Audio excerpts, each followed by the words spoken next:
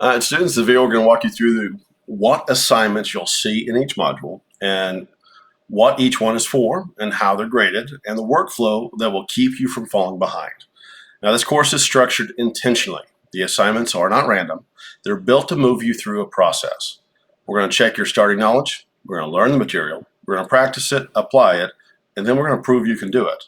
Now, most modules follow the exact same pattern. So once you learn the rhythm, the course becomes very, very predictable.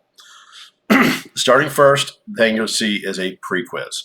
This is a pass-fail assignment designed to measure what you already know before you start the module. Here's what matters. It's timed. You only get one attempt. It is a pass-fail, and it will be hand-graded.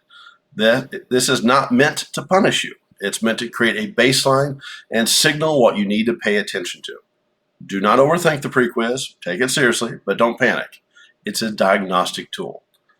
Next is the lecture videos and the supplemental content. These are here to help you understand the textbook and apply it correctly.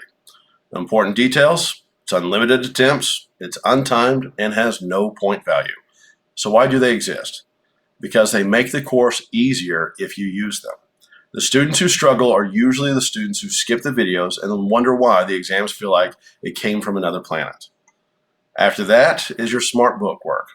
This is the primary guided learning content. It covers course concepts in depth and gives you practice and reinforcement. It's unlimited attempts. It's untimed. It's auto-graded, and the point value shows in the gradebook. Here's how you approach the smart book. Treat it like training, not like a chore. Slow down enough to actually learn it, and don't click rush your way through it. SmartBook is how you build the vocabulary and foundational understanding you'll need for the case studies, projects, and exams. After that, we're going to get into the case studies. This is where we move from learning concepts to thinking like an analyst. Each case study is designed to make you engage with the implications of data and business analytics, how choices affect outcomes, how decisions are justified, and how analytics is used in real-world organizations. Now, the case studies typically include multiple parts, including an essay, which is a minimum of 1,000 words, a submission component, and a peer engagement, meaning you will respond to other students and have a conversation. The format details unlimited attempts, but you need to follow the instructions very clearly. Sometimes only the final submission counts. It's untimed, it's graded by a very specific rubric, it is hand graded, and point value is shown in the grade book once I grade it.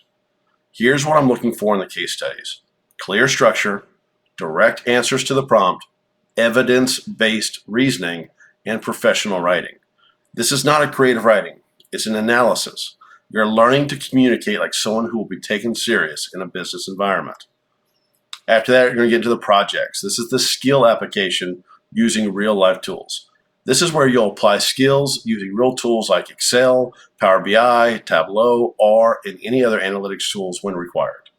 Projects where you prove you can actually do the work, not just talk about it. The key points here are projects often build on each other across the modules. The course culminates in a final capstone project that is not guided, meaning you will be expected to apply what you've learned independently. And format details is typically a pass-fail, usually one submission, it's untimed, it's hand-graded, and point value is going to be shown in your grade book. Projects are not turn something in and hope. Projects require you to check your work, follow the instructions, and submit a clean final product. If you treat projects like professional deliverables, you will do very, very well. And finally, it's going to be the exam. At the end of each module is the module exam. The exam covers the textbook component, lectures and supplemental videos, smart book concepts, case study ideas, and project-related understanding. It is timed, one attempt, auto-graded, and will be shown in your grade book as soon as you complete. This is where you demonstrate you can pull everything together. Now, the biggest mistake students make is thinking the exam is only over the textbook. It isn't. It's over the module. Now, the simplest success workflow for every module, and will keep you safe: your baseline pre-quiz first. Watch your lecture videos for your context. Complete the smart book for your learning and practice. Do the case study for your thinking and writing. Complete the project for your hands-on skill, and take the exam for your last proof. If you follow that order, everything makes sense. If you skip around, you're going to create confusion and stress for yourself. Just a very important note, a critical note: This list describes the typical module structure, but materials can be changed based on the needs of the class.